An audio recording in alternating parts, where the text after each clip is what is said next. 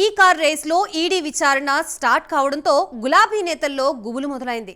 కేసులో A3గా బిఎల్ఎన్ రెడ్డి, A2గా అరవింద్ కుమార్, ఈ నెల 7న A1 కేటీఆర్ని విచారించేందుకు ఈడీ రెడీ అవుతూ ఉండటంతో రాబోయే రోజుల్లో ఏం జరుగుతుందో టెన్షన్తో గులాబీ నేతలు హైరాణ పడుతున్నారు. ఓవైపు ఈడీ, మరోవైపు ఏసీబీ ఇలా రెండు సంస్థలు దూకుడిని ప్రదర్శిస్తూ ఉండటంతో ఫార్ములా ఈ రేస్ కేసులో ఎటువంటి పరిణామాలు జరుగుతాయో అని గులాబీ క్యాడర్ ఆందోళన చెందుతోంది.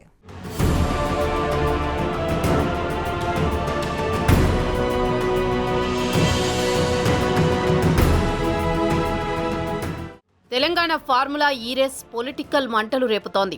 గత బీఆర్ఎస్ ప్రభుత్వ హయాంలో జరిగిన ఫార్ములా ఈ రేస్ కేసులో అసలు ఏం జరిగిందో వెలికితీసే పనిలో ఉన్నాయి ఈడీ, ఏసీబీ. ఈ కేసును రేవంత్ సర్కార్ ప్రతిష్టాత్మకంగా తీసుకోవడంతో రాష్ట్రంలో పొలిటికల్ దుమారం మొదలైంది.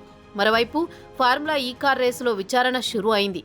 ఈ కేసులో దూకుడును ప్రదర్శిస్తున్న ఈడీ తొలుత A3గా ఉన్న హెచ్ఎండిఏ మాజీ చీఫ్ బిఎల్ఎన్ రెడ్డిని విచారించేందుకు రెడీ కాగా విచారణకు ఆయన గైర్హాజరయ్యారు. ఈ కేసులో విచారణకు మరికొంత సమయం కావాలని ఈడీ జాయింట్ డైరెక్టర్కు మెయిల్ ద్వారా లేఖ పంపారు. బిఎల్ఎన్ రెడ్డి అభ్యర్థనపై ఈడీ సానుకూలంగా స్పందించింది.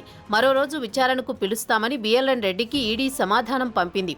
ఇక ఇదే కేసులో A2గా ఉన్న అప్పటి మున్సిపల్ శాఖ ముఖ్య కార్యదర్శి, సీనియర్ ఐఏఎస్ అధికారి అరవింద్ కుమార్ కూడా విచారణకు తనకు మరికొంత సమయం కావాలని ఈడీకి లేఖ రాసినట్టు సమాచారం. అయితే ఈడీ విచారణకు మరికొంత సమయం కావాలని A3 BLN Reddy, A2 Aravind Kumar ఈడీని కోరడం వెనుకున్న మతలబు ఏంటి అన్నది ఇప్పుడు సస్పెన్స్గా మారింది.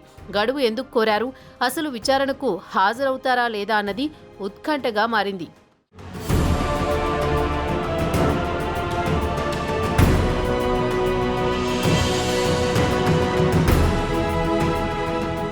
మరోవైపు ఫార్ములా ఈ రేసుపై విచారణలో అటు ఏసీబీ కూడా దూకుడును ప్రదర్శిస్తోంది. ప్రభుత్వ అనుమతి లేకుండానే విదేశీ కంపెనీకి 54 కోట్ల రూపాయల చెల్లింపులు జరిగాయన్న ఆరోపణలతో కేటీఆర్పై ఏసీబీ కేసు నమోదు చేసింది. రాష్ట్ర ప్రభుత్వ అనుమతి లేకుండా ఏకపక్ష నిర్ణయం తీసుకుని చెల్లింపులు జరిగాయని ఏసీబీ అధికారులు కేసులో పేర్కొన్నారు. దీనివల్ల హెచ్ఎండిఏపై అదనంగా 8 కోట్ల రూపాయల భారం పడిందని కోర్టుకు తెలిపింది ఏసీబీ. ఈ ఫార్ములా రేస్ రెండో సెషన్కి సంబంధించి ఎన్నికల కోడ్ అమల్లో ఉన్నా కూడా ఎన్నికల కమిషన్ అనుమతి లేకుండానే అగ్రిమెంట్ చేసుకున్నారని ఏసీబీ ఆరోపిస్తోంది.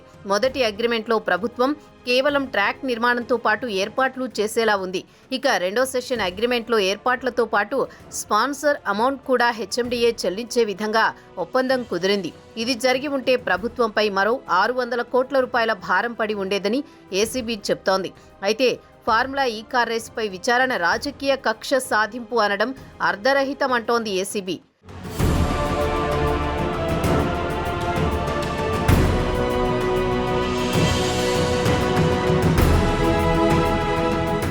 ఈ కేసుపై బీఆర్ఎస్ వర్కింగ్ ప్రెసిడెంట్, మాజీ మంత్రి కేటీఆర్ కీలక వ్యాఖ్యలు చేశారు. ఫార్ములా ఈ రేస్ కేసులో తెలంగాణ హైకోర్టులో ఎటువంటి తీర్పు వస్తుందో చూద్దామన్నారు. ఇందులో అవినీతే లేనప్పుడు కేసు ఎక్కడిది అని ప్రశ్నించారు. ఏసీబీ ఎఫ్ఐఆర్ తప్పు అని వ్యాఖ్యలు చేశారు. ఈ కేసులో ఈడీ ఎదుట ఈ నెల 7న హాజరుపై తన లాయర్లు నిర్ణయిస్తారని తెలిపారు. ఏసీబీ కేసులో అసలు పస లేదని, తనకు న్యాయస్థానాలపై నమ్మకం ఉందన్నారు. ఫార్ములా ఈ కేసు లొట్టపీసు కేసు అంటూ వ్యాఖ్యలు చేశారు. తనను ఏదో రకంగా జైలుకు పంపాలని ప్రభుత్వం చూస్తోందన్నారు. తనపై ఇది 6వ ప్రయత్నమని, రేవంత్కు ఏమీ దొరకడం లేదంటూ సెటైర్ వేశారు. 600 కోట్ల సంగతి అటుంచితే ఒక్క పైసా కూడా అవినీతి లేదన్నారు. కొత్త సంవత్సరంలో కాంగ్రెస్ ప్రభుత్వం కొత్త మోసాలకు పాల్పడే కుట్రలకు తెరలేపుతోందని కేటీఆర్ ఆరోపిస్తున్నారు.